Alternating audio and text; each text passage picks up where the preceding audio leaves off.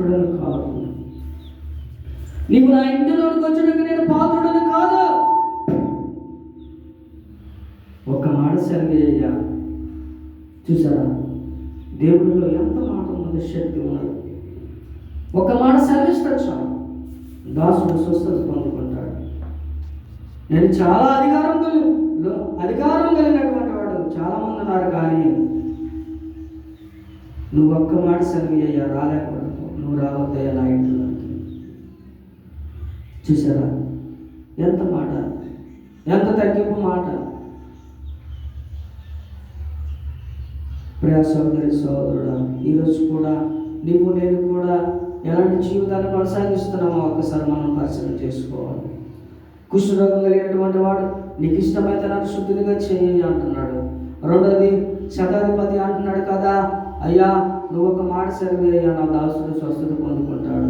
ఎప్పుడు కూడా మందిరానికి రాలేదైనా, ఎప్పుడు కూడా దేవుని సన్నిధి చూసినటువంటి వాడు కాదు, ఎప్పుడు కూడా దేవుని యొక్క మాటలు విన్నటువంటి వాడు కాదు. ఆ రోజు సమయం వచ్చింది కనుక తన దాసుడు అనేక హాస్పిటల్ తిప్పాడు, కానీ ఎక్కడ కూడా స్వస్థత పొందుకోలేకపోయాడు. కానీ అతని దగ్గర యేసుక్రీస్తు ప్రభువు దగ్గరికి తీసుకొచ్చిన వెంటనే ఒక్క మాట సెలవేయగానే ఆయన స్వస్థత పొందుకున్నాడు. ఆయనకేమి ఆ శతాధిపతికి ఏంటి, వదిలిపెట్టచ్చు కదా తన దాసుని, చాలా మంది పనివారు ఉన్నారు కదా, అతనే ఎందుకు పట్టుకున్నాడు అంటే ఆయనలో ప్రేమ ఉన్నది కనుక. నీవు నేను కూడా ఎంతమందిని విడిచిపెడతావు? నీ దగ్గర పనిచేసేటువంటి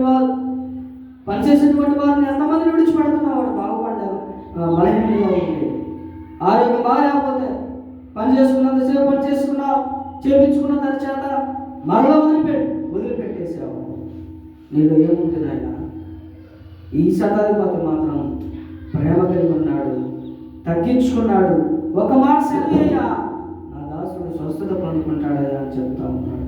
కానీ ఈ విషయాలు, రెండు విషయాలు మనం గుర్తుపెట్టుకోవాలి.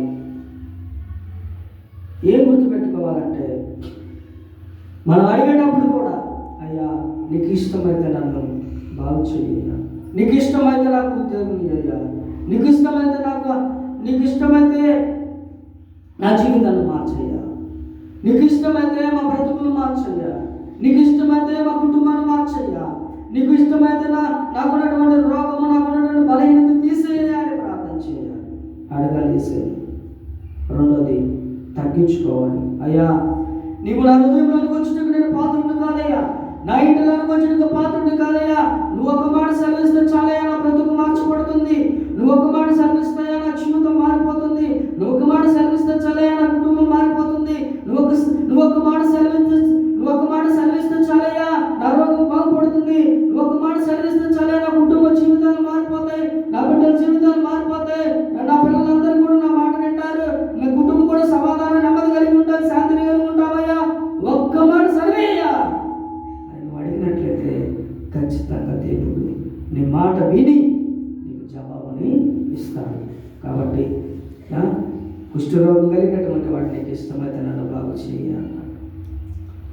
పక్షవాయు కలిగినటువంటి వాడు అంటున్నాడు, నీకు ఇష్టమైతే నువ్వు ఒక్క మాట సెలవయ్యా, స్వస్థ పొందుకున్నాడు. కాబట్టి నేను కూడా ఈ మాటలన్నీ కూడా అంగీకరించి, ఆలోచించి, హృదయంలో చేర్చుకొని ఆ మాట ప్రకారమే నడిస్తే మన జీవితాన్ని, నా జీవితము దేవుడు గొప్ప స్థాయిలో ఉంచుతాడు.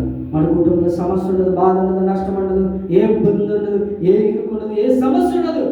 అయ్యా నువ్వు నా జీవితంలోనికి రా, నా కుటుంబంలోనికి రా, నా జీవితం, నా హృదయంలోనికి రా, నువ్వు వస్తే ఏ బాధ ఉండదు, కష్టం ఉండదు, నష్టం ఉండదు, నాయా నువ్వే నా దేవుడు అయ్యా అని నీ జీవితాన్ని దేవునికి నీ ఆయన చేతులు పెట్టినట్లయితే నువ్వు గొప్ప స్థాయిలో ఉండబోతావు. కాబట్టి నువ్వు నేను కూడా అలా అడిగినట్లయితే, కుష్ఠరోగం కలిగినటువంటి వాడు ఎలా అడిగాడో అలాంటి అడిగే విధానం తెలుసుకో. దాసుడు శతాధిపతి అడిగినట్లుగా ఒక మాట సెలవేయాలని వేడుకుంటున్నాడు. వేడుకుంటా నీకు ఇష్టమైతే రక్షించి అని శతాధిపతి అంటున్నాడు, వేడుకుంటున్నాడయ్యా నువ్వు నా దాసును స్వస్థపరిచే.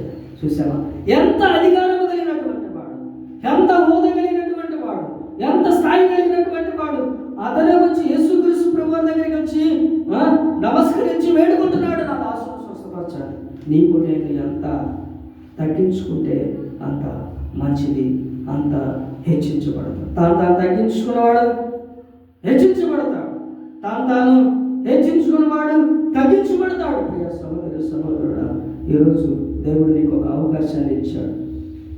అవకాశాన్ని సద్వినియోగం చేసుకొని అజ్ఞానం వల్ల కాక జ్ఞానం వల్ల నడుచుకోవాలి. కాబట్టి అలా అడగటానికి సిద్ధపడదాం. దేవుడి మాటను ముగిస్తా ఉన్నా, ప్రార్థన చేసుకుందాం. ప్రియ సోదరి సోదరుడా, ఈరోజు యేసయ్య నీవు నన్ను రక్షించటానికి 2024 సంవత్సరాల క్రితం, 25 సంవత్సరాల క్రితం ఈ భూమి మీదకి తగ్గించుకొని ప్రేమ కలిగి వచ్చినాడు. ఆ మాటలు నీవు నేను కూడా ఈ మాటలు, దేవుని యొక్క మాటలు నిర్లక్ష్యం చేయవద్దు. దేవుని యొక్క మాటలు అనాలోచిస్తుండదు. దేవుని యొక్క మాటలు త్రోసివేయదు. దేవుని యొక్క మాటల ద్వారా నీవు మాత్రము నిర్లక్ష్యం చేయదు. ప్రియ సహోదరి సహోదరుడా, యేసయ్య ఇదిగో నీతోనే మాట్లాడుతున్నాను. నీవు నేను కూడా ఎలాంటి జీవితం కలిగి ఉండాలి, నీవు నేను కూడా ఎలాంటి జీవితం కలిగి ఉన్నాం. ఒక్కసారి మనం పరిశీలన చేసుకుందాం. ప్రార్థన. పరిశుద్ధుడా, మహోన్నతుడా,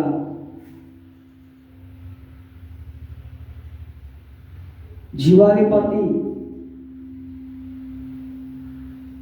పరమను వీడి భూమికి దిగి వచ్చిన గొప్ప కార్యం చేయవాడా, మా తండ్రి నీకు స్తోత్రాలు తండ్రి.